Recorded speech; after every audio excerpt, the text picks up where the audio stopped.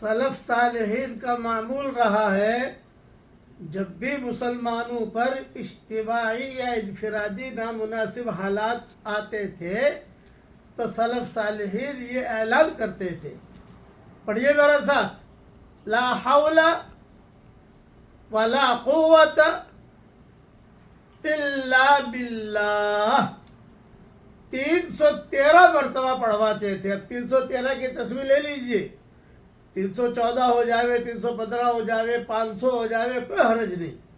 اور پھر دعا کرواتے تھے کہ اللہ ہماری پریشانیوں کو دور کر۔ 10 دن کرواتے تھے، 15 دن کے اندر حالات بدل جاتے تھے الحمدللہ۔ لا حول ولا قوت الا باللہ 313 مرتبہ پڑھنے کا اہتمام کیجئے، انفرادی طور پر یا اجتماعی طور پر، اور یہ تصویر بنا لیجئے انشاءاللہ۔ اللہ تعالی ہم سب کی اجتماعی اور انفرادی پریشانیوں کو دور فرمائے، آمین۔